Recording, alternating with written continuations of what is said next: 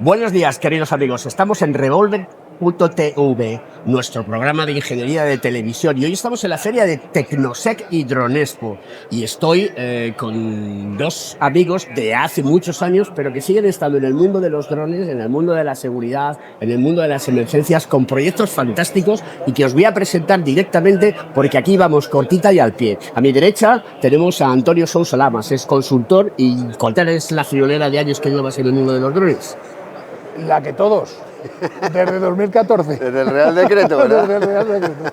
Claro que estamos hablando del 2014, queridos amigos. Esto ya lleva mucha tela que cortar. Y tengo a mi lado a Israel Quintanilla, que ha venido desde Valencia, es proceso para esta feria y también para estar con nosotros hoy aquí en Revolver TV. Israel, ¿cuántos años llevas en esto? Desde 2014. Los mismos que tú y que él, desde el 2014. Salió el Real Decreto y ya estábamos ahí los tres en la pole position para empezar a despegar estas aeronaves no tripuladas y ya vemos lo que se ha despegado, ¿no? Que es una maravilla. Profesor de la UPV, con proyectos de investigación a tutiplén y además de todo con un lindo proyecto que estás avanzando adelante, ¿no? Llevamos varios proyectos. Estamos en toda la Comunidad Valenciana para la integración del U-Space, que es la gestión del espacio aéreo en entornos e infraestructuras críticas, como los puertos, como la ciudad de Valencia, como Benidorm. Para que la gente lo entienda, cuando hablamos de U-Space, estamos hablando de esa integración del vuelo tradicional de toda la vida, que todos conocemos, los avioncitos volando para arriba, para abajo, con los drones, que son conocidos como UVAs. Exacto, para que lo entiendan claramente, es gestionar el espacio aéreo para los drones, igual que se hace para la aviación tripulada. Es decir, habrá la aviación tripulada, hay unos controladores que tienen la posición de los aviones en un software y a partir de ahí gestionan los planes de vuelo y las posibles incidencias. Pues los drones se está haciendo lo mismo en entornos urbanos, que es en una ciudad, que es diferente que entre aeropuerto y aeropuerto, y lo que se hace es también con software certificados gestionar el vuelo de los drones de forma masiva y recurrente. Antes de continuar, tengo que darle las gracias al grupo ETRA y a su empresa ETRA de drones por estar en este estudio que tenemos aquí y donde la gente va a ver cosas que son realmente interesantes y sobre todo que van a ocurrir tarde o temprano. Una de las grandes preguntas que yo a estos dos señores les he hecho en multitud de ferias, en multitud de exposiciones, y me gustaría que les escuchéis algún día, es ¿cuándo se va a poder volar realmente en este país y en Europa? Porque claro, la guerra de Ucrania nos ha abierto una puerta diferente que no esperábamos ninguno al mundo de los drones. Yo creo que la guerra de Ucrania, Alberto, como tú dices, lo que ha puesto es a los drones en el pico de la noticia. Pero venimos desde muchos años atrás en los que los drones ya se habían descubierto como una herramienta con un potencial tremendo. Y a la pregunta que tú haces, yo afinaría un poco más, porque volar ya se puede volar dentro de unas condiciones, además Israel lo sabe, porque ellos desde la Universidad Politécnica de Valencia han promovido una serie de vuelos que a priori eran muy restrictivos con las normativas anteriores. Recordemos que llevamos ya una serie de normativas nacionales, como 3 normativas nacionales, más una normativa europea de transposición obligatoria y con modificaciones sobre el material guía y todo lo que son las recomendaciones por parte de la Autoridad Aeronáutica, que han hecho que los operadores se tengan que ir profesionalizando más, ¿no? Yo creo que la pregunta es ¿cuándo veremos uso masivo de drones dentro del entorno urbano y cuándo lo veremos en operaciones intraurbanas e interurbanas, ¿no? Transporte de pasajeros y en primera instancia transporte de mercancías, que es lo que a priori parece que va a ser más rápido o más viable, ¿no? De hecho ya está pasando, ya sucede, ¿no? Creo que la pregunta es esa, ¿no? ¿Qué es lo que pasa? Que evidentemente hay una sobreregulación porque está todo muy enmarcado dentro de la seguridad operacional. Entendamos que la operación de aviación tradicional que conocemos todos cumple unos estándares de certificación de la aeronave, de formación de los pilotos y de procedimientos por parte de las operadoras, que hay que migrar al sistema de drones, cuando además el sistema de drones tiende a ser un sistema autónomo y ahora ya va siendo cada vez más autónomo, sin dejar de ser automático porque la legislación no lo permite. Pero creo que estamos en esa línea, ¿no? Israel, yo quiero responder la misma pregunta. Implementarla lo ha hecho maravillosamente bien porque evidentemente es Antonio Sousa y tiene una capacidad brutal, pero yo voy a contextualizar un poco así, más a grande rasgo. ¿Cuándo volarán los drones? ¿Cuándo una tecnología, cuándo un producto tecnológico se integra en la sociedad? Un móvil. La radio digital no funcionó porque no... Hay 3 factores. Uno es que exista una normativa que ha detallado perfectamente mi colega Antonio, una normativa que lo regule, que la tecnología esté preparada y que haya un modelo de negocio sobre esa tecnología. En este caso las tres se cumplen. La normativa empezó en el 2014, que fue cuando nos conocimos, y se ha ido desarrollando con operaciones de mayor riesgo que ya permiten volar. La primera, nosotros nos acordamos del 2014, para aquellos que todavía eran bebés. Decían, vuelas en el campo y de día, punto pelota. No puedes volar en ningún sitio más, en el campo y de día. De noche no, en el urbano no, en el entorno aeroportuario no. La del 2017 dice, puedes volar donde quieras, pero autorización de seguridad operacional. Normativa europea, que la ha explicado él muy bien también, en función del riesgo de la operación. Y el 24 que salió la última nacional, pues para adaptar esa normativa. Entonces la normativa sí que está. La componente que ha dicho él, la seguridad operacional, porque seamos conscientes que también hay una componente de aceptación social de esa tecnología, que el ciudadano la acepte y la integre dentro de su uso cotidiano y que no lo vea como algo que es negativo, que puede provocarle daños, como es el caso militar. En este caso, perdón un momento que acabo, en este caso lo que ocurre es que ven tantos beneficios a nivel civil que evidentemente la parte militar que está ahí, el GPS es militar, los satélites son militar, Internet es militar, los drones son militares, pero el beneficio que proporciona a nivel civil es mayor que cualquier otra cosa. Seguridad operacional. Voy a meter una cuña publicitaria, con Adelante. Tu permiso. Hemos puesto en marcha un máster universitario de 900 horas, 90 créditos en la Politécnica de Valencia. Antes teníamos un título propio, ahora es universitario.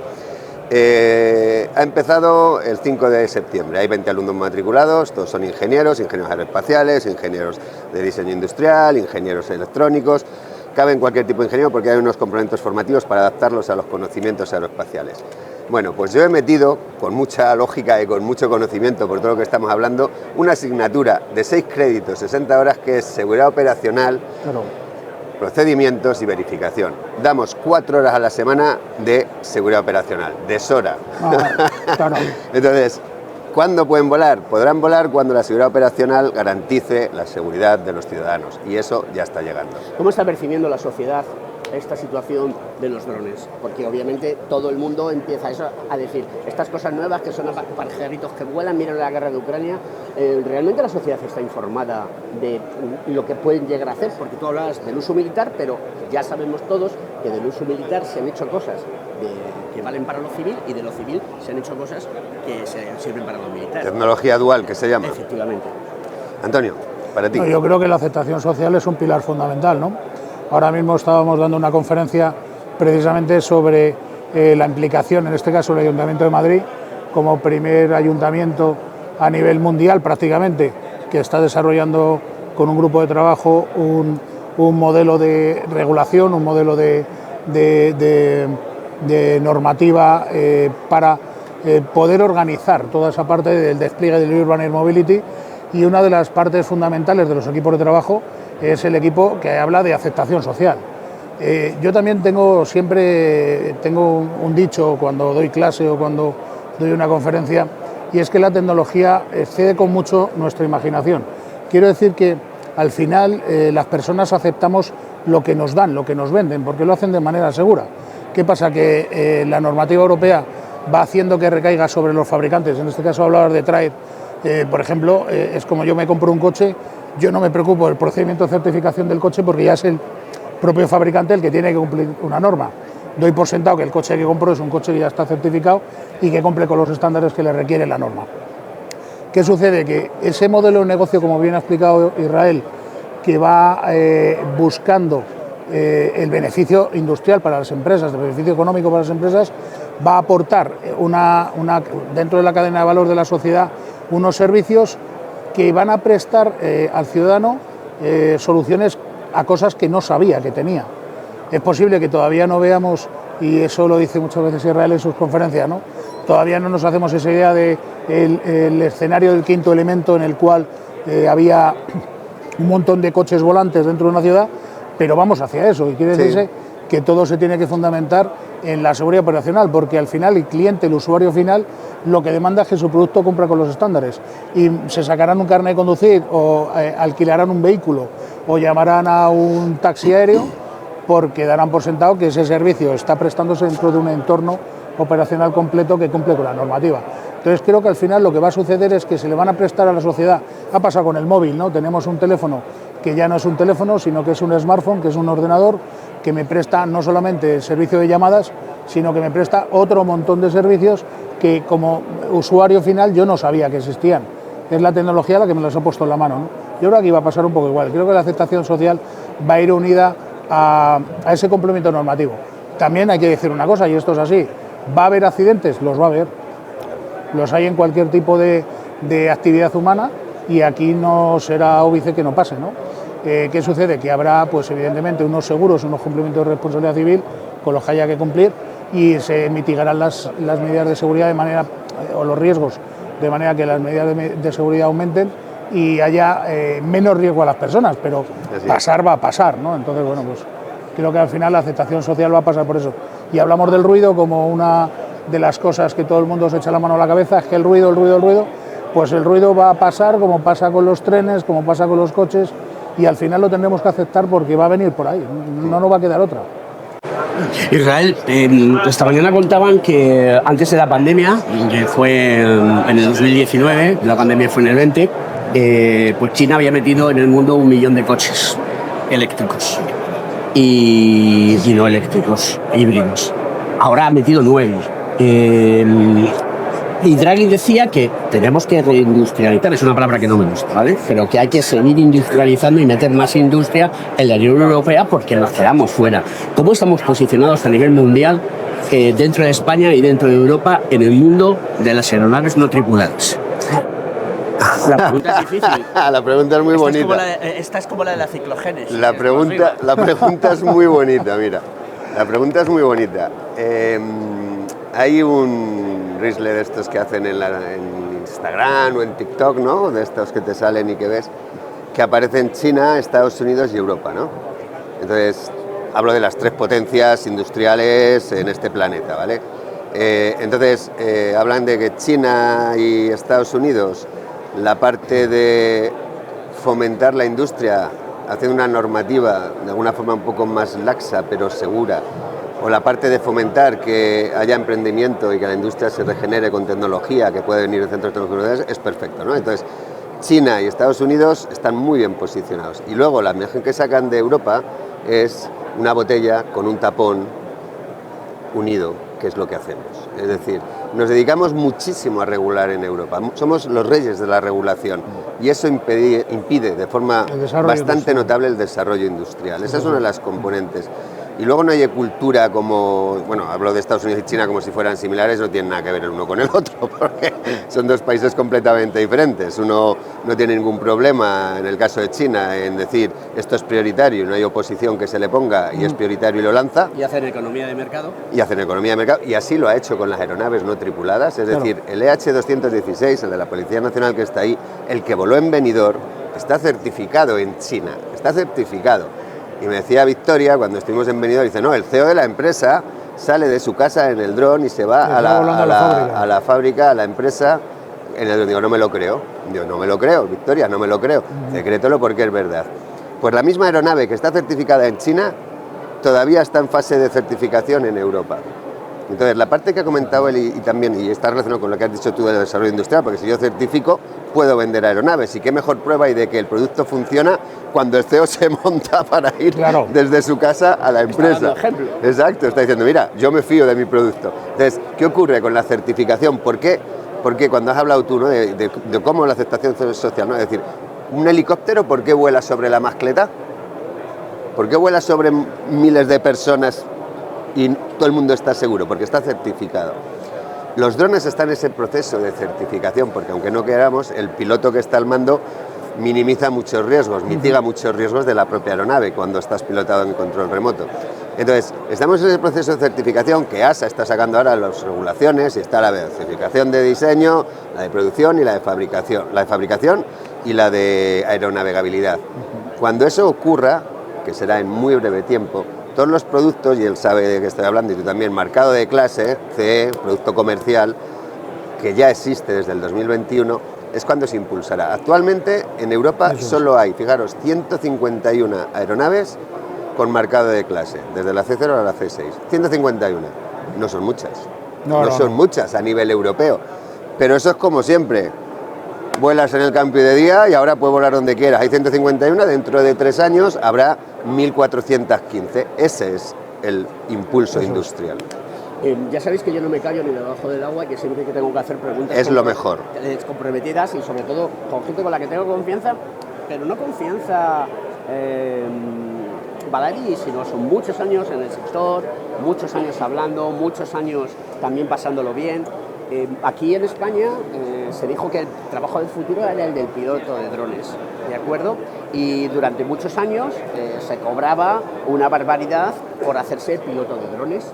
No había másters como el que tú comentabas, título propio de la Universidad de Valencia, de la Universidad En 2014 no había nada. No había nada. Todos pasábamos por el mismo aro, era 1.000, 1.500, 2.000 euros el hacer un curso de pilotaje de drones para que tú pudieses volar. Hoy en día no es necesario, ha cambiado mucho las cosas. Hoy en día hay una serie de estándares de formación y de cosas que tienes que aprender y manejar y examinarte y que ha reducido mucho el coste. ¿Cómo estamos de talento en el mundo de los drones? Mira. No solamente a nivel de pilotaje, sino también, que esa pregunta la contestarás tú, que está más al lado de la universidad, de decir, soy un ingeniero que diseña, soy un ingeniero que saca el mayor rendimiento posible a el teorema de Bernoulli cuando un ala tiene que recibir un empuje para que pueda volar en la aeronave. Yo creo que el talento en España es innegable.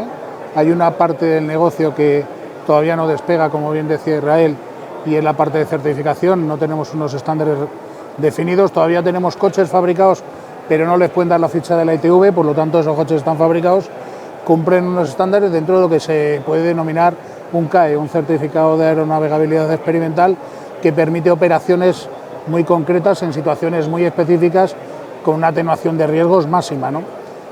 Hace poco se ha volado en Madrid por parte de Blunex y el compendio del SIAM, donde ha participado ENAIRE, ha participado INECO, la Universidad de Madrid, la Universidad de Valencia participa también de todos estas. AESA, DGAC, no te dejes ninguno, que si claro, no, AESA, DGAC. ¿Qué pasa? Que ahora mismo estamos en una fase en la que esa cooperación entre administraciones públicas, organismos, empresas, está haciendo que esa sinergia haga que las cosas vayan más rápidas. Es verdad que cuando pensamos en el sector del dron nos damos cuenta que el sector todavía no arranca, pero es que el sector tiene 11 años, o sea, es muy, muy joven. Y hemos tenido 4 normas. Y además es un sector que implica de forma directa la aceptabilidad social que decíamos antes, en la cual la gente no ve riesgo en que yo lleve un móvil con una cámara, pero le da mucho miedo pensar que un dron lleva una cámara. Exacto, esa es buenísima. Pero hay una cosa que tenemos que ser esa es buenísima. La guerra de Ucrania, los ucranianos y los rusos van a ver que esto es lo completamente normal. Y ese periodo de tiempo que llevamos trabajando durante 11 años, eso se ha cortado muchísimo ante una necesidad de defensa. O sea, claro, ya Putin ha decidido, y los ucranianos también, ha decidido que dentro de la formación de las personas jóvenes a lo largo de toda su vida van a tener que meter materia de robótica y todo lo relacionado con el mundo de los drones, porque se sabe que esto es el futuro. Claro, pero eso significa, y eso Israel sabe más que yo, y además lo ha nombrado antes, ¿no? Él está hablando de una titulación basada en un máster que se va a dar a distintos grados de ingeniería, con una especificación de conceptos generales para que cada uno de los ingenieros, dependiendo de la rama a la que lleguen, se puedan adaptar a este sector tan transversal, ¿no? Porque esto es una herramienta, o sea, es como hablar de que en informática, para poderte dedicar a la informática o tener un ordenador, tengas que hacer la carrera de informática. Y hoy en día tú tienes una zapatería y tienes un ordenador, tienes una carnicería, tienes un ordenador, tienes una gestoría, tienes un ordenador. Pues esto es igual, es una herramienta totalmente transversal, ¿no? ¿Qué significa? Que bueno, pues hay un patrón de conducta en la parte de formación en la que tendremos que migrar a un modelo donde haya mucha más tecnificación de los conocimientos. Y luego hay otra parte que tú que no quería dejar pasar. Tú hablabas de la formación inicial que se hacía cuando en 2014 a través de las ATOS, y que ahora es una formación bastante más laxa. Sin embargo, si hablamos de operaciones reales y complejas, la formación de un piloto en una operación compleja vuelve a aquellos estándares de entonces. Hay que volver a hablar de aeronavegabilidad, hay que volver a hablar de aerodinámica, hay que volver a hablar de meteorología, factores humanos. O sea, quiero decir que en el 2014 se exigió una formación bastante densa, con un montón de temario, que luego se dejó de lado por parte de la Comisión Europea para los estándares de operación en categoría abierta bastante normales, pero que volvían a ser igual de densos para las operaciones complejas. ¿Qué pasa con la figura del piloto? Y con esto termino, que la figura del piloto posiblemente desaparezca porque vamos a modelos autónomos, como mínimo a modelos automáticos. Entonces el piloto cambiará porque el piloto será un supervisor de una operación automática o será supervisor de una operación en autónomo. ¿Qué pasa? ¿Que desaparecerá el piloto? No, será un gestor y tendrá que tener una formación específica en otras muchas cosas, ¿no? Pero habrá, igual que hay en aviación, hay TMAs, técnicos de mantenimiento de aviación, que se encargan de la mecánica exclusiva de determinados aparatos, pues habrá TMAs de drones, habrá gente que lleve especificaciones de operación para operación en primer término de drones, y otros simplemente estarán delante de una pantalla viendo el U-Space que definía antes perfectamente Israel, viendo cómo la operación se va a desarrollar y cómo es coherente dentro de un espacio donde se integre el ATM de la aviación tripulada y el UTM o el U-Space de las operaciones no tripuladas. Así que la formación seguirá teniendo que ser densa y además actualizada. Lo que hay que hacer es modernizar ese modelo, ¿no? Creo. Yo te voy a hacer una pequeña corrección. Sé que yo no diría herramienta transversal, es una tecnología. Muy bien. Transversal.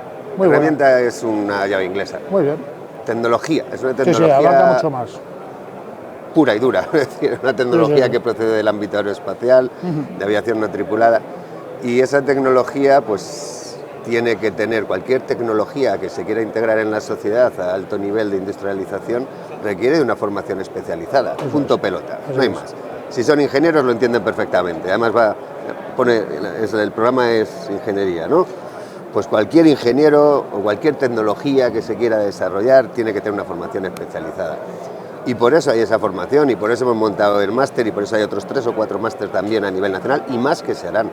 Y habrá un grado de ingeniería de sistemas de aeronaves no tripulados en un futuro, claro que habrá un grado. ¿Por qué? Porque se requiere una base, porque es lo que decía, nosotros damos unos complementos formativos, damos 150 horas de complementos formativos que tienen que hacer adicionales para poder entender que es una aeronave. Claro. Damos cálculo de aviones, tecnología aeroespacial, transporte y navegación aérea, que son asignaturas del grado de ingeniería aeroespacial en las que los alumnos del máster universitario tienen que ir a hacer esas asignaturas porque recogen las competencias aeroespaciales que ya tienen los ingenieros aeroespaciales en el ámbito de los drones, porque evidentemente la ingeniería aeroespacial es muy intensa, igual que la ingeniería industrial, pero la rama o la parcela que se dirige hacia las aeronaves no tripuladas está limitada, está focalizada en una serie de aspectos, ¿no? Entonces, esa parte de formación especializada es obligatoria. A mí a veces me llegan muchos, igual que te llegan a ti, oye, que tengo un hijo que quiero que se meta en el mundo de los drones. Yo siempre les digo lo mismo, supongo que vosotros haréis lo mismo. Mira, lo primero que tienes que hacer es el curso de AESA, gratuito, en categoría abierta. Punto pelota. Hay unos 150, creo que son 150.000 pilotos ahora en España. Claro. Entonces, ¿por qué digo eso? Porque una cosa es lo que tú te imaginas que son los drones y otra cosa es la realidad. Y ese curso... Abierta, explícaselo para que la gente lo conozca perfectamente. A nivel europeo, a los 27 países miembros de la Unión Europea, hay una normativa, como ha explicado Antonio, que entró en el 2021 y que establece 3 categorías operacionales en función del riesgo de la operación. Si hay muy poquito riesgo, es la abierta, el nombre lo dice, abierta, que son drones chiquititos de menos de 900 gramos o de más peso, que vuelan en entorno urbano, esos pueden volar, o de mayor peso pero vuelan en el campo, ya está, poco riesgo. En el campo un dron, pues menos riesgo, y si son chiquititos la energía cinética le hace así al dron y se cae, ¿vale? Luego hay otra categoría que es la específica, en el que hay un mayor riesgo, ¿vale? Pues no sé, drones mayores en entorno urbano, drones sin ser capaz de visualizar al dron, sin contacto visual con el dron, y esa es la específica. Y ahí, pues si quieres hacer operaciones más complejas, el nivel de complejidad que quieras, enjambres de drones de 600 kilos como el H216, se te permite, siempre y cuando hagas una autorización, solicites una autorización con un estudio de seguridad operacional, que lo hemos dicho 8 veces aquí, pero en aviación civil, la seguridad operacional, el anexo 19, es el que manda. Y entonces AESA, que es la Agencia Estatal de Seguridad Aérea, que es la que se encarga de mantener esa seguridad aérea tanto en aviación tripulada como no tripulada en este país, tiene una formación en su página web, poner AESA drones, formación gratuita, en el que te da, con una serie de vídeos que ves, como él bien lo ha explicado muy bien Antonio, que es una formación base, pero que si luego quieres hacer operaciones más avanzadas, tienes que formarte más Eso avanzado. Esa ya sí que es pagando. Pero cuando empiezan a hacer eso, les enseñan la normativa, les enseñan lo que son los drones, les enseñan un poquito del mundo de las aeronaves no tripuladas, y luego ya que decidan. Yo les digo, que hagan el A1, el A3, el A2, Eso es. y luego la parte también de formación de los STS, de la específica, y luego ya me llaman, y luego ya te llaman y ya les dices, pues mira, ahora ya, ¿qué es lo que quieres hacer? Exactamente. Y entonces la formación es necesaria y obligatoria. Y además está también que se empiece por una formación muy básica, sin riesgo, ¿vale? Si tú compras un dron de menos de 250 gramos, no hace falta ni formación, la categoría C0. Eso significa que con te leas el manual ya está.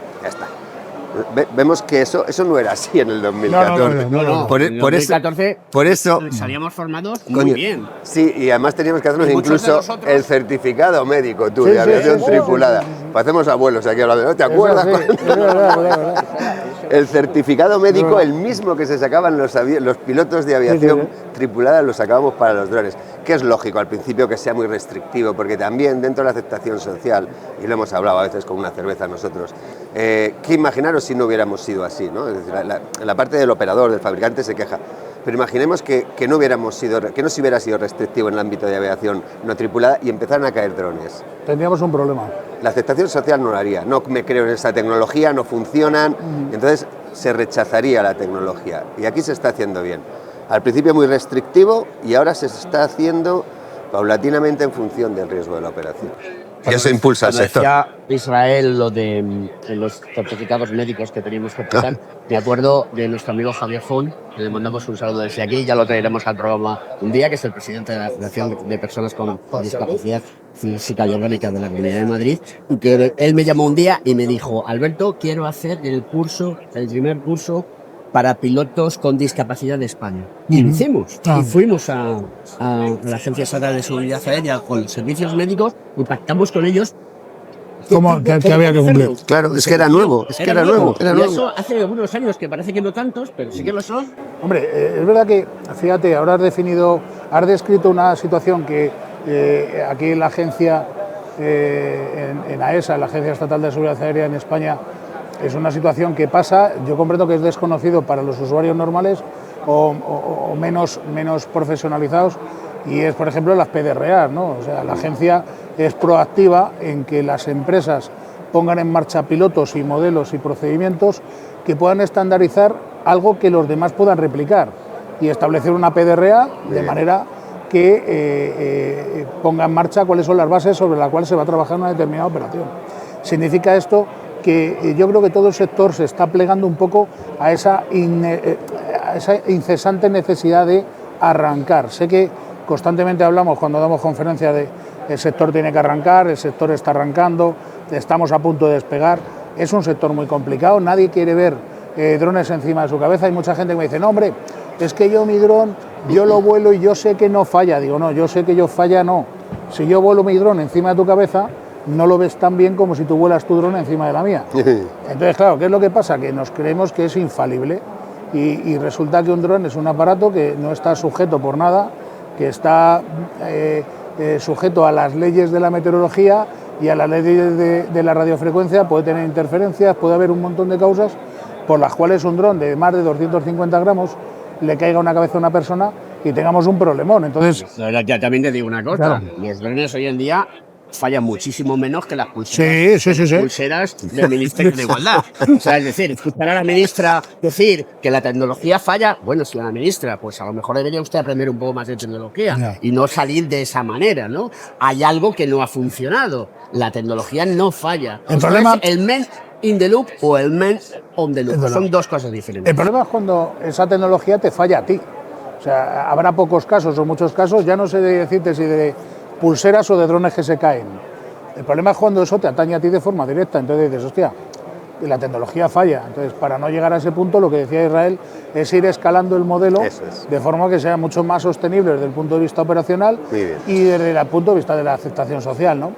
Sé que parece lento, de verdad, y esto que estoy diciendo, soy el primer interesado, la primera persona en el mundo que aboga porque el sector realmente despegue. Pero si no lo hacemos bien, nos vamos a encontrar con un problema. Y estamos hablando de que es un sector que tiene 11 años.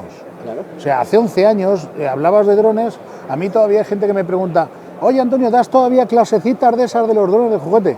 Digo, pues hombre, pues no, directamente no.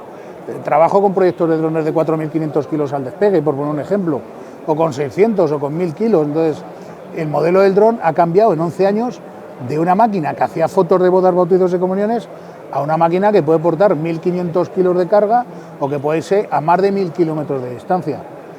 Claro, si lo vemos en la parte de armamento, en la parte de defensa o como decías tú antes, ¿no?, la guerra de Ucrania, pues todavía estamos viendo el dron como algo devastador. Pero si lo vemos como un servicio social, como algo que puede prestar ayuda en extinción de incendios, algo que puede prestar ayuda evacuando personas, algo que puede prestar ayuda acercando medicamentos o alimentos, entonces te das cuenta que es una herramienta que tiene que ir paulatinamente entrando en la sociedad, cumpliendo con unos estándares de seguridad que la aviación tripulada ya cumple. Y la aviación tripulada, pues no sé, vamos ya para 150 años. Quiere decirse que los hermanos Wright, desde su primer vuelo ahora, pues claro, si hablamos de hace 100 y pico años, diríamos, joder, eso sí que ha ido lento, ¿no? Aquí llevamos 11. En 1903, 12 Claro. segundos, 36 metros. Échale. Claro, O sea, claro. 12 segundos dura el primer vuelo oficial y recorrió 36 metros. Para que veas. O Puedo Ford, hacer Ford, un- ¿no? Con su... que tú lo nombras mucho. Tú tienes un slide que además utilizas y que es muy representativo. Es decir, cuando iba el señor con un Ford por una calle, iba Por un la tío con Quinta Avenida. una banderola por delante, ¿no? Avisando que viene un coche. En la Quinta Avenida en 1900 eran todo coche de caballos, todos, y hay una foto maravillosa de la Quinta Avenida de Nueva York con todo coche de caballos y un Ford T en un circulito rojo, que es la que pongo yo en mis conferencias. Y luego pongo otra, que en 1913 habían construido 15 millones de vehículos Ford, Ya ves. fue cuando se desarrolló todo el tema de la cadena industrial, y nadie pensaba eso, ¿no? Entonces, ¿puedo hacer un par de apuntes? Todos los que quieras.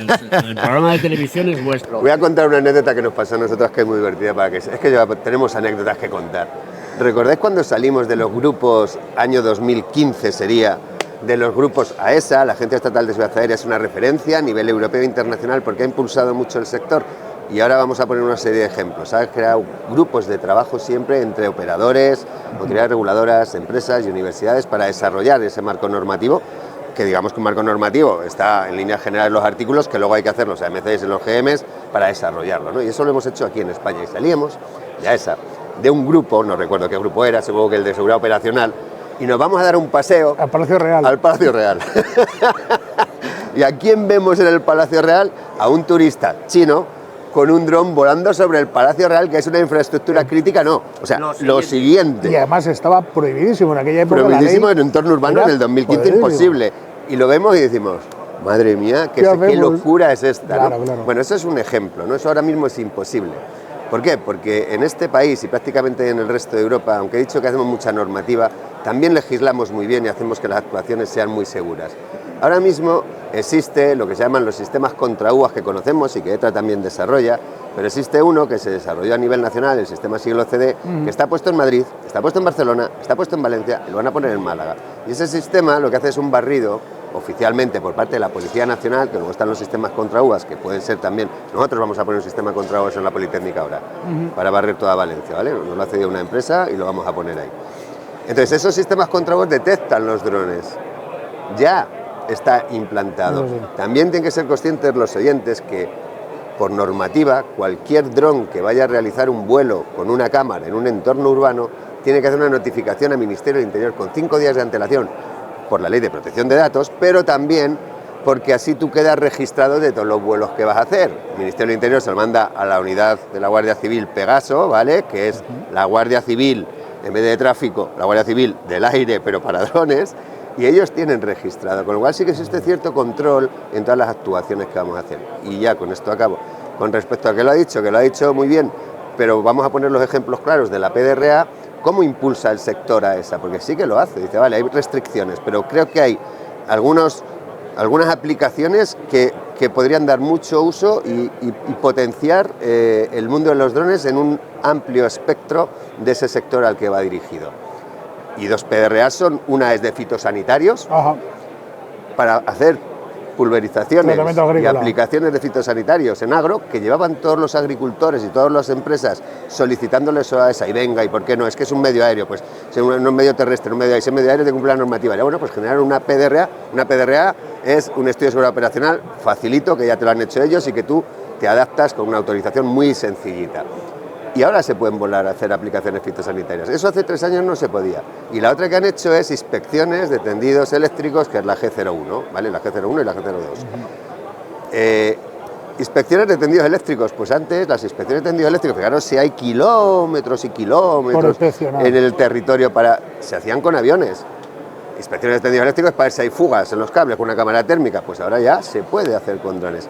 Y habrá más, verán qué tipo de sector demanda que eso se impulse, y a esa está predispuesta a facilitar eso. Y eso es muy positivo, y eso está relacionado con lo que estamos hablando de toda la mesa, que estás llevando muy bien. Muchísimas gracias por decirme que la llevo muy bien, queridos televidentes. Se nota que son amigos, pero los que realmente saben de drones son ellos, y de los cuales yo aprendo, y he aprendido mucho, porque me los he tragado en muchas ocasiones, pero casi con un embudo. Pero hay una cosa que sí que quiero que sea importante remarcar, que es... ¿Y la pasta? ¿En cuántos dineros y en cuántas cifras nos podemos estar moviendo en este presente y en el futuro? ¿Qué se espera del sector del mundo de los drones a nivel económico? ¿Cuánto va a aportar al Producto Interior Bruto? Porque esto va de eso. Ya, pero yo pienso, perdona, te haga el inciso. Ahora he tenido la oportunidad de hablar con distintas empresas, todas me preguntan lo mismo, ¿no? ¿Cómo vendo mi producto? Pues mi producto lo tengo que vender en base a la necesidad del mercado. Ahora mismo no existe esa necesidad porque no se ha generado, y todos pensamos en lo mismo: fabrico esto, quiero vender esto. Cuando hay un montón de herramientas financieras, llámalo compra pública innovadora a través del CDTI, llámalo cooperación público-privada con fomento de proyectos y puesta en marcha, como ha hecho la GAIN, o como ha hecho la Xunta de Galicia, o como ha hecho Canarias, como ha hecho Andalucía, etcétera, donde se Comunidad Valenciana, Comunidad Valenciana, un montón de proyectos de cooperación económica público-privada, y luego hay herramientas como los fondos de cohesión, los fondos Next Generation. Hay un montón de fondos destinados a herramientas en las cuales lo que hay que aportar es una cadena de valor a la sociedad, y que la administración pública no solo se convierta en un pagador. Y muchas veces perdemos un poco la noción de: yo fabrico un producto y lo quiero vender, y si además me lo subvenciona la administración pública, mejor. No, quizá hay que migrar a un modelo en el cual se preste un servicio, se fabrique un producto, y mediante una parte de financiación de la administración pública se pueda aportar un servicio a la sociedad que a la empresa a la larga le sea rentable. Entonces, ¿cuánto dinero va a dar el sector de los drones? No tenemos ni idea. Yo te puedo decir, o sea, en 1919 estábamos hablando del metro. Sabíamos lo que era un tren, pero no nos imaginábamos un tren debajo de la tierra. O en los años 90 se hablaba del AVE, sabíamos lo que era un tren, pero no sabíamos lo que era alta velocidad. Hacer números cuando, por ejemplo, ahora tienes más compañías extranjeras que han prestado servicio de alta velocidad en España, es muy difícil, es una apuesta, hay que hacer un plan de desarrollo de negocio muy inteligente. Aunque los hacen, ahora sí, porque al final esos números los echas. Pero quizá hay que buscar más un poco la rentabilidad en buscar un producto innovador que ofrezca no solamente la venta de un dron, por poner un ejemplo, sino la venta de un dron con un servicio, con formación de personal de administración pública que preste un servicio, o incluso, y yo esto lo decía, lo he dicho en el Ayuntamiento de Madrid, lo he dicho en otros sitios, es decir, oye, voy a sectorizar una ciudad como pueda ser Madrid, voy a localizar esos puntos calientes donde se puedan prever que haya transporte de pasajeros, o donde pueda haber intercambiadores de drones, y voy a sacar concesión pública para que una empresa como pueda ser Blunex, o como pueda ser Bluenest, Ineco, pues desarrolle una infraestructura de tipo vertipuerto y lo haga por concesión pública. Pues allá habrá negocio. ¿Por qué? Porque si yo voy a coger un taxi y resulta que en el interurbano estoy ganando tiempo, aunque el trayecto en intraurbano sea más caro, en interurbano gane tiempo y sea algo más económico, a lo mejor el negocio está ahí. Estamos hablando de multiplicar por mucho. Entonces, es muy difícil dar una cifra. Hemos dado cifras, mira, a lo largo de estos 11 años se han dado cifras de número de pilotos, de número de empresas, de número de coordinaciones. Bueno, coordinaciones. O sea, los números están muy bien, pero hablar, por ejemplo, en España de la cantidad de miles de operadores que hay es un poco tampoco irreal, porque en España está obligado a registrarse como operador de drones cualquier persona que compra un dron. Entonces, hay no sé cuántos mil operadores en España ya, pero mire usted, es un señor que se ha comprado un dron para volar su casa, está obligado. No es lo mismo que una empresa que tiene 20 pilotos y 200 máquinas, o 200 pilotos y 20 máquinas. Pues no es equiparable. Entonces los números hay que tratarlos con un poquito de cuidado, porque prometer un nivel de facturación, o la Comisión Europea lo ha hecho, de hecho, cuando se presentó el plan de desarrollo de drones que hizo el anterior gobierno del Partido Popular, Íñigo de la Serna, se hablaba de números y se hablaba de número de empleos, número de beneficio en el sector, y ahí... Pero eso fue un plan que no pusieron ni un duro. Ya, pero Drone Industry Insight, que es una de las publicaciones esa más... es la que iba a decir yo. Sí. Claro, Drone Industry Insight es la publicación por excelencia de los datos estadísticos. Y claro, ahí oyes hablar de millones y... Esa es la que iba a decir Se te yo. ponen los pelos como escarpias. Claro, Y dices, esto va a ser la panacea. Pero es que a mí me cuesta, ya sabéis que soy en muchas ocasiones muy ácido, me cuesta ver la pasta. Y aquí estamos, las facturas las tenemos que pagar todas. Te voy a hacer que veas la pasta. Venga.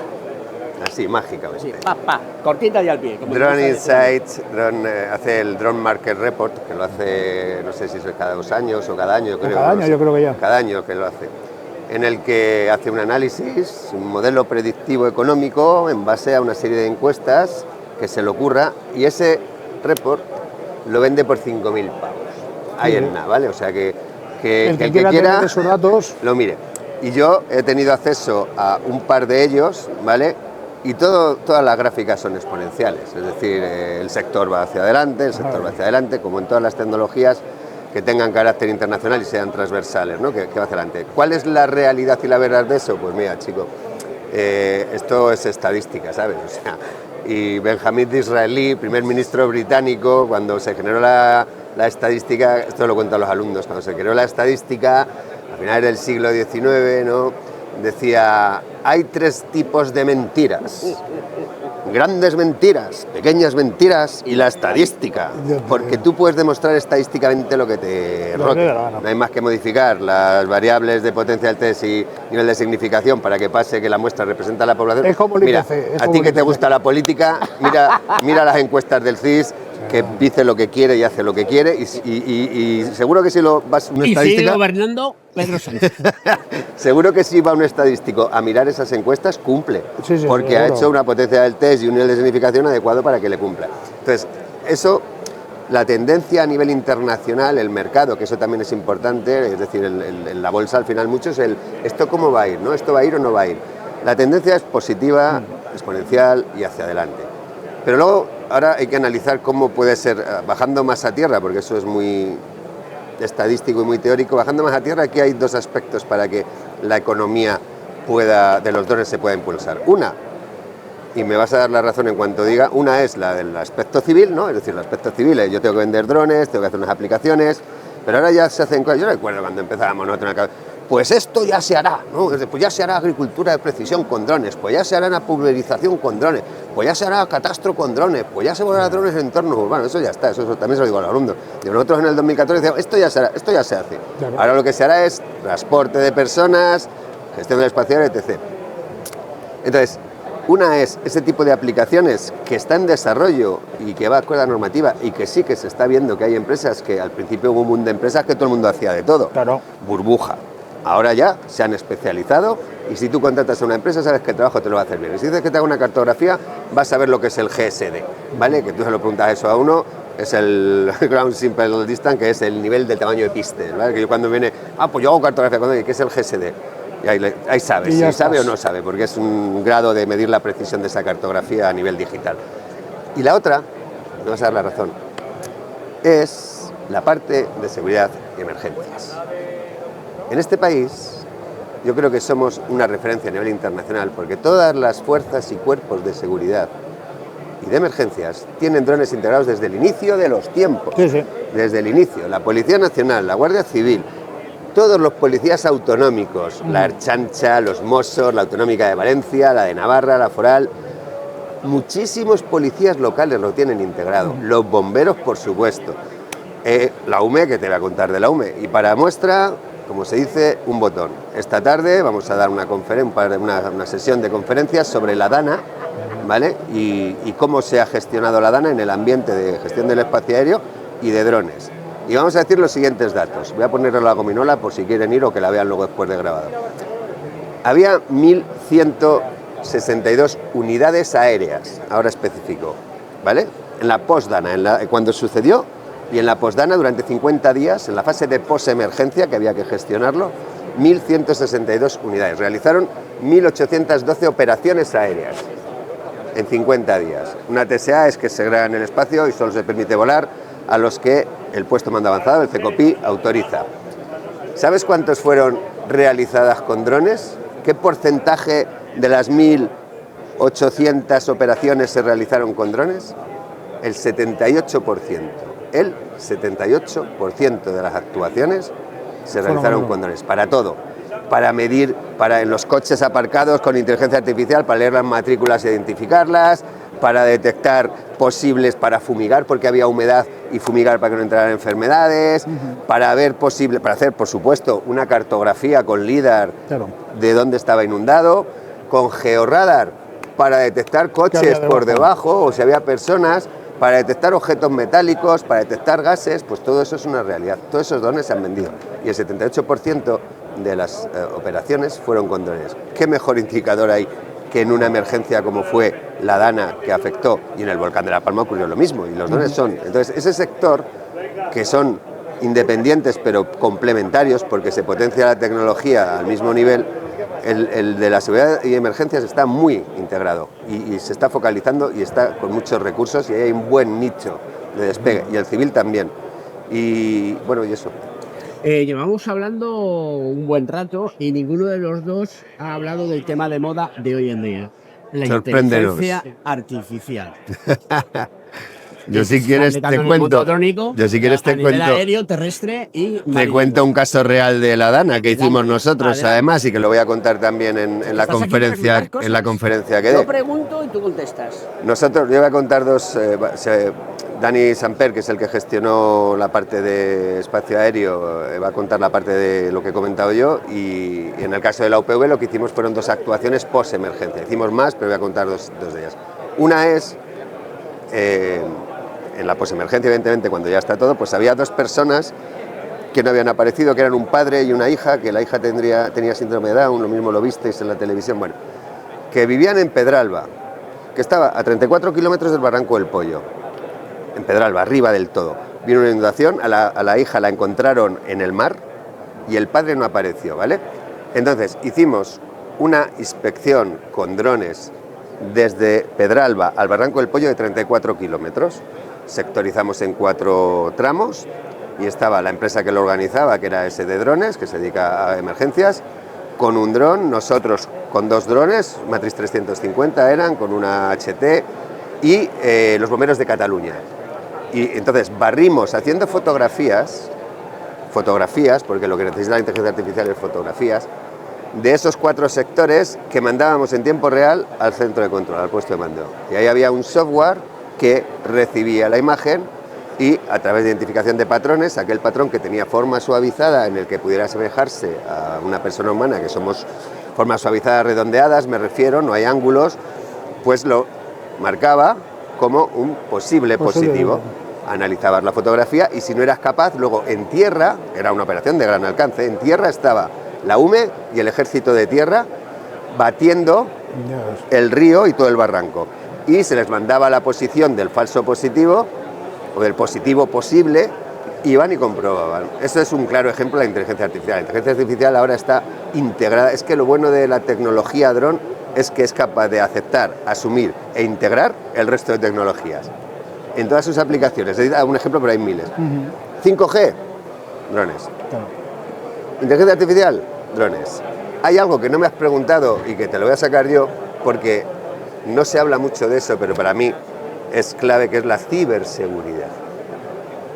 Para mí la Tercera Guerra Mundial va a ser un ataque, va a ser ciberseguridad pura y dura, ¿vale? O sea, yo lo tengo clarísimo que van a ir por ahí, ¿vale? Es decir, cuando estén, ya se está hablando de que cuando estén los ordenadores, las inteligencias artificiales se van a atacar unas a otras y que toda esa parte de cibersecurity va a tener que estar ahí muy presente, y que obviamente no sé tu aparato, tu tecnología tiene que estar. No sé si nos salimos del tema, pero si quieres hago un inciso sobre ciberseguridad. Nosotros protegemos nuestra información digital, todos, ¿no? ¿Cómo la protegemos? Con factorización. O sea, tú haces factorizas números, y cuantos más factorices es más difícil de alguna forma de entrar y desproteger eso, ¿no? ¿Vale? Eso es función de la capacidad de computación que tenga el ordenador. Si yo tengo un computador con mucha potencia, ya puedes proteger lo que quieras, que te lo rompo, porque es cuestión de programar y reprogramar, virus, antivirus. Computación cuántica. Uf, has abierto un Hasta melón. aquí hemos llegado. No, estamos en ello. ¿Quién está? No, digo, hasta aquí hemos llegado porque ya está. ¿Quién está? Yo escuché un artículo hace 7, 8 años de Iñaki, que es de Cataluña, y el tío estudió, este tío es también, perdón por el inciso, pero es que es muy bonito. Estaba estudiando informática en la Universidad Politécnica de Cataluña, estaba en la última fila, porque se leían libros de otras temáticas, sacó, le contrató Google para desarrollar hace por lo menos 8 o 9 años la parte de computación cuántica, cuando era una utopía, ¿no? Computación cuántica es muy sencillo de explicar, es decir, el móvil y los ordenadores son unos y ceros, no hay más. Unos y ceros, o es el 1 o es el 0, no hay más. La computación cuántica tiene capacidad de estar en 2 estados a la vez, pues el 1, el 0, los 2 a la vez, con lo cual tienes una variable más para jugar, ¿no? Esa es la forma de computación cuántica. Y el tío este dice, voy a estudiar, se puso a estudiar filosofía. Cuidado con la integración entre la ciencia y la filosofía, luego si me da tiempo cuento otra muy buena también. La humanística. Se puso a estudiar filosofía porque abordaba una temática tecnológica que no sabía lo que podía esperar de ello, que es la computación cuántica, porque nosotros pensamos que todo está una mierda, computación cuántica te va a romper los esquemas, y cuando tengas computación cuántica, que China está por delante de todos nosotros, más que lo que pensamos, Años luz. pues hará un ataque donde tenga que atacar a esa ciberseguridad que se tiene y le cogerá la información a Estados Unidos, a Europa, a Pedro, que ya se la cogieron, que te gusta eso también, a Pedro ya la cogieron Marruecos con un software israelí. Y ahí habrá dos opciones, o cojo esa información y te digo que la tengo, o no te digo nada y la utilizo en tu contra. O sea, es que eso es para escribir una novela, que la estoy escribiendo también, que lo sepáis. Sí, porque además de todo, que Israel es también nombre dedicado y versado en el mundo de la literatura. Nos hemos desplazado del tema. Nos hemos desplazado del tema. Reconduce, perdón. Voy a reconducir un poquito porque si no esto acabamos con la ciclogénesis. Con la ciclogénesis explosiva. Contaremos la anécdota. Esa la contamos para el siguiente programa. Al siguiente programa. Bueno, pues hablado de esto, que es muy interesante, todo lo relacionado con el mundo de la ciberseguridad, con el mundo de la inteligencia artificial, hay un tema que también es apasionante y que creo que debemos de poner encima de la mesa, y yo soy un firme defensor, y es la marca España en nuestro país llamado España. Hay suficiente know-how, suficiente desarrollo ya real para que todas las instituciones que se puedan mover a lo largo y ancho de administraciones como los cuerpos y fuerzas de seguridad puedan adquirir el producto español y no tengamos que acudir a otros mercados? Antonio, dale. Ahí tienes un problema enorme, y es cuando hablamos de tecnología tenemos que saber si lo que buscamos es precio o es producto. Asia, China en este caso, tiene muy buen precio y tiene un bastante buen producto o muy buen producto.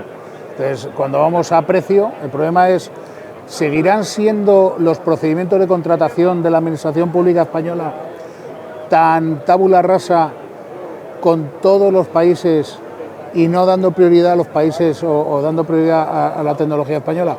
Porque mientras sigamos comprando por precio, será muy difícil quitar empresas asiáticas y hacer que las empresas españolas se industrialicen más o aposten más, ¿no? Entonces, si tenemos un producto español, que claramente es un producto bueno, es un producto de calidad, los ingenieros españoles son de los mejores del mundo, exportamos ingenieros, o sea, nos faltan ingenieros aquí porque nuestros ingenieros se van fuera, ¿no? Pero nuestro producto termina siendo más caro, nuestra mano de obra es más cara, nuestro complemento normativo es más caro, la especificación que nos requieren desde Europa para tener marcado CE o para cumplir con los marcados de certificación aeronáutica hacen que el producto se encarezca, porque en China la construcción de producto es producir, ¿no? Hace pocos días ha habido, preparando un evento, ha habido un accidente de dos SPEN, dos UAVs, dos eVTOL, dos coches voladores autónomos en China, y bueno, pues han colisionado haciendo una de las pruebas para el evento, colisionaron y uno se cayó y se ha destruido, se incendió, y el otro, bueno, pues ha podido aterrizar con cierto poco defecto, ¿no? En España eso es un caos, o sea, es parar la industria, reinventemos todo, y además eso encarece el producto. Significa que nosotros tenemos la industria, tenemos las mentes, tenemos la capacidad, pero nuestro producto es más caro. Esto es como traer sandías de Marruecos o tener sandías en España. Si yo tengo que tener sandías en España o melones en España, producidos dentro de unos estándares normativos que hacen que mi producto se encarezca, yo no puedo competir por precio con productos que entran al mismo mercado sin ese cumplimiento normativo. Entonces, el problema no es si la marca España es buena o no es buena. El problema es, ¿hay alguna manera de que el Estado pudiera filtrar y decir, oye, pues mira, las fuerzas y cuerpos de seguridad, tanto las del Estado como las autonómicas, las municipales, las locales, van a adquirir productos de marca España cuando estén tratándose temas relativamente sensibles? Y optaremos por otros productos cuando sean pues para temas bastante más livianos. Mientras eso no pase, la marca España es muy difícil defenderla, porque hay que entender que la marca España está dentro de otra cosa que se llama la marca Europa. Y entre lo que regulamos nosotros y lo que regula Europa, nuestros fabricantes no pueden competir en precio con los chinos, por poner un ejemplo. No porque no sepamos, sino porque es muy difícil. Israel. España es un país cojonudo. Y somos una Viva referencia, España. viva España, y España deberíamos de sentirnos más orgullosos. Esto, No, si orgulloso no sé. no, Ya perdona, están, tú, tío. yo sí, pero no es, no. No, O sea, lo que no, no- no, perdóname. No, adelante, Tú adelante. sí, yo sí, él sí. Pero el sentir general Sí, de verdad, nuestro verdad. país es que tenemos todavía Complejo, existe sí, un sí. complejo de inferioridad todavía, que no sé, yo espero que no venga todavía de la leyenda de Felipe II, Claro, de claro. la leyenda negra de que los ingleses nos metieron ahí con octavillas cuando estaba la imprenta. Vamos, los españoles son asesinos, traidores, violan, no sé qué. En Cuba. O sea que Sí, está inventado. entonces, desde mi punto de vista, y lo digo por experiencia y con hechos probados y testados, en mi ambiente profesional, que es ser profesor universitario, formamos ingenieros. Y estos ingenieros son una referencia a nivel europeo, todos. Me da lo mismo el ingeniero que sea. Si algo hacemos bien aquí es formar ingenieros. Y empresas, tenemos muy buenas empresas. Porque tú vas, un ingeniero se va a Erasmus allí, a cualquier país de europeo, en el que dice, me voy a Alemania. Bueno, evidentemente está Toulouse, que es Dios a nivel aeroespacial, pero el resto, o sea, vienen y dicen, pues, y más, se los quedan. Sí. Nosotros somos un país que habría que analizarlo, en el que exportamos un producto que nos ha costado muchísimo trabajo y mucho esfuerzo y muchos recursos mucho económicos, dinero. que son los ingenieros y las mentes brillantes, las exportamos gratis. E importamos mano de obra Eso es. sin desprestigiar a nadie, por supuesto que todo es necesario en la cadena, que encima nos cuesta dinero. O sea, eso desde el punto de vista industrial, tío, ese proceso no funciona. Si el país lo gestionara Claro. como una empresa, esto quebraría. Y para mí, desde mi punto de vista, y hablo ahora de todos los líderes políticos que hemos tenido, es que no tenemos líderes políticos en los cuales tú te veas reforzado como, hostia, ese mi puto líder político es una referencia a nivel europeo, a nivel internacional, que se mueve y habla y dice, venga, no existe. Entonces ese complejo de inferioridad nos afecta también a la hora productiva, ya voy al lío, a la hora de industria, porque tenemos muy buenos ingenieros porque están muy bien formados, muy buenas industrias, estás en ETRA, joder, mira tú, o sea, ETRA empezó y dijo, ¡uf! ¿Por qué? Porque tiene tejido, porque tiene impulso, porque tiene experiencia, igual que ETRA, Blueness, Aviónica, Invention, cualquiera de las empresas que son españolas de producto mais, es que no puedo decir todas, ¿vale? Pero hay muchísimas en las que son empresas potentes. Y hay otro indicador, aparte de ese, que son, lo ha comentado antes él, muy en tirada esa, que es, este sector está potenciado, somos una referencia, las compras públicas innovadoras, o sea, la cantidad de millones que está invirtiendo tanto el Estado a través del CEDETI como las diferentes comunidades autónomas, porque esto es un país, o sea, hay comunidades autónomas, 17, pero es un país, que están invirtiendo 22 millones, 14 millones, 13 millones, en el que las empresas del sector, junto con los centros universitarios tecnológicos y alguna autoridad reguladora, resuelven una necesidad que plantea la administración. Quiero, por ejemplo, ahora, la Comunidad Valenciana ha sacado una compra pública innovadora, primero una consulta preliminar al mercado, de un observatorio de riesgo climático. Tío, pues lógico, para prevenir la drana. Claro. Y ahí que entran imágenes de satélite, imágenes de drones, procesar los datos para dar una solución. Y ahí compiten empresas del sector en las que se les da X millones para que lo desarrollen. Ese es un indicador de que lo estamos haciendo bien. Lo que falla, yo creo, es que a nivel nacional, desde los que nos gestionan arriba, los gestores, que esto es un país y hay que gestionarlo, los gestores, y no hablo de ningún partido político, los gestores desde el inicio no son buenos gestores a nivel industrial. Bueno, pues yo voy a dar mi opinión. Faltaría hacia el más. tema, porque me has Alberto, abierto ¿tú un qué melón. opinas al respecto? ¿Qué opinas al respecto? Esto es muy sencillo. Esto es menos samba y más trabajar, como dirían. Trabajamos muchísimo, tío. No, pero Trabajamos no lo digo muchísimo. porque- Voy a decir por qué lo digo. Lo digo porque hace falta mucho ingeniero y técnico a nivel político. Eso es. Muy bien. Ahora no hay Te lo compro. ni ingenieros Te lo ni compro. técnicos a Te lo nivel compro. político. Te lo compro. Te lo compro. ¿De acuerdo? Y hay que ir a ese camino. Ahí. Desde- Vas a hacer que se pongan todos a reescribir el currículum otra vez. Sí, claro, Van a reescribir. Esta porque tarde lo que no se empiezan a puede darse- soportar- Lo que no se puede soportar es que tengamos gente Sí, sí. que no tiene ni la etiqueta de Alice del mono, por no decir una barbaridad, y esté ahí hablando de lo que no sabe. Eso es. O que tengamos gente. Pero bueno, tiene 800 asesores, tampoco Ya. pasa. O 100 o 500. Pero vale. En todas las La comunidades y en tecnocracia- todos los la presidentes tecnocracia han tenido. tiene su gracia y su sentido. ¿De acuerdo? Y lo estamos viendo en China. Y a lo mejor China no es el mejor de los ejemplos, porque es una sociedad en la cual se coartan las libertades. Ya, ya. ¿De acuerdo? Eso está claro. Pero sí que es cierto que aquí habla mucha gente de lo que no sabe. Y la DAN ha sido un claro ejemplo. Yo tengo muchos amigos ingenieros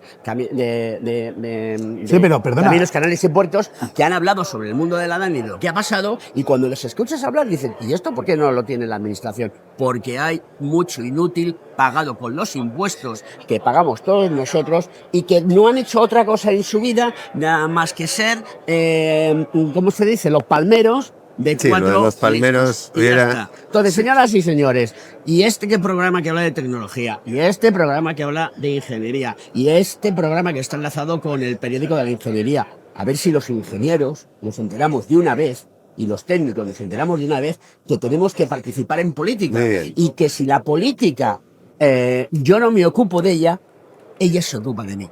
Y eso es uno de los problemas. O sea, que os veo dentro de poco donde tenéis que estar, y es en la administración dando caña.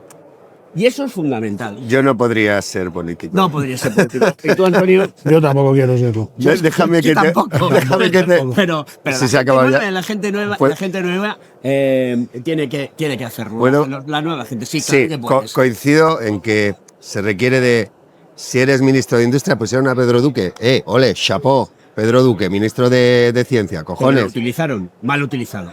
Pero era Pedro Duque, no, ingeniero, ingeniero aeroespacial, Sí. que mira, yo conozco a uno que estudió en su promoción en ingeniería aeronáutica aquí Pero en lo Madrid. dejaron, lo Espera controlaron, que lo manipularon. sí, pero bueno, Eso no vale. Eso O ya, sea, es que para disfrazar el muñeco, Eso ya- ¿Queréis que la política no sea política? exacto. La que política es eso. política. pues así seguiremos. Pedro Duque, eran 400 y pico alumnos, ¿vale? Y era cuando suspendían, como en aeronáutica suspendían, verá, pues sacaba la nota de mecánica de fluidos, que era la más dura de todos, los 400 aprobaban 10 o 15. Y el primero con una nota de 9 y 10 era Pedro Duque. Es decir, amueblado estaba. ¿Que le utilizan? Por supuesto. Mira, déjame, como todos, es que si no, no sería política. Permíteme que, para que veamos un análisis político sin fijarnos en ningún partido político, ¿vale? Con la DANA, ¿vale? La DANA, no, es que la DANA es nueva, una mierda es nueva. O sea, es un fenómeno algo natural, recurrente. es un fenómeno natural que se convierte en catástrofe como consecuencia de que no hay una prevención de riesgos, ¿vale? Porque es un fenómeno natural, igual que los terremotos, igual que los tifones, igual que los volcanes. Estamos en un planeta que pensamos que estamos por encima de él, pues no, hay que gestionar eso. En la época de los romanos ya se documentaban danas, ¿vale? En 1957 hubo una dana brutal que llegó a Valencia y no se sabe las personas que murieron. Lo mismo que ha ocurrido ahora. En aquel entonces, Se encauzó el en Turia. aquel entonces, en el 57, llegó Francisco Franco, que era el que estaba gobernando en aquel entonces, El dictador Francisco Franco, digámoslo así, porque es la verdad. el que gobernaba en aquel entonces, como gobernara, y dijo, esto no va a volver a pasar.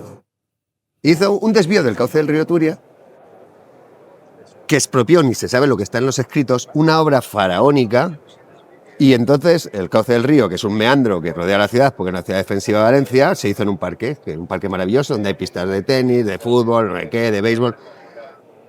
En este caso, la DANA si no hubiera estado ese desvío, hubiera llegado a Valencia, porque pilló el desvío que estaba para soportar eso. Vale, eso en el 57. Se toma una contramedida acorde a los daños sufridos por la emergencia. Y luego se empiezan a hacer planes y programas de todos los gobiernos, cuando llega la democracia, para que no vuelva a ocurrir, porque se sabe que va a volver a ocurrir, y entonces llega uno, vamos a hacer un plan hidrográfico, vamos a hacer un plan de presas, y llega, y cambia el partido político y se queda en el cajón todo lo que ha hecho. Y hace otro plan el otro, ¿sabes? O sea, vamos a hacer otro plan, y cambia el partido político, que cambian cada 8 años, más o menos, ya sabemos.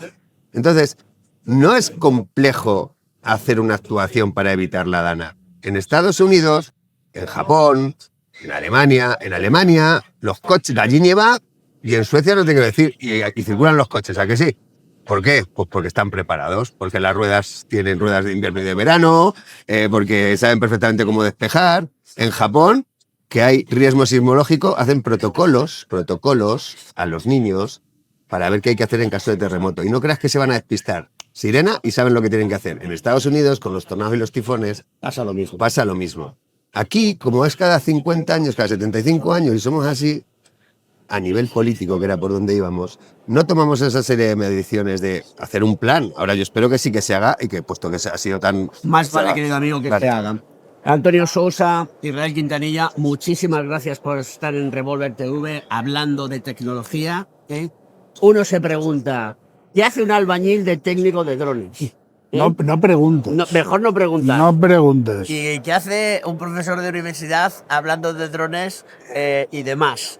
Y yo digo, ¿qué hace un ingeniero como yo haciendo televisión y haciendo radio? Pero bueno. Porque nos guste, le ponemos empeño y somos yo- profesionales. ¿Me permites que cierre con una cosita muy bonita de un segundo? Es que me encanta. 3 segundos. 3 segundos. Relacionando un tema que ha salido. Esto es en una ciudad, una farola, donde hay una luz proyectada y el resto está oscuro. Y en la farola hay una persona que está buscando.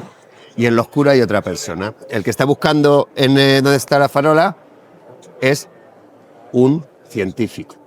Y está buscando una moneda que no encontraba. Y el que está en la oscuridad es un filósofo.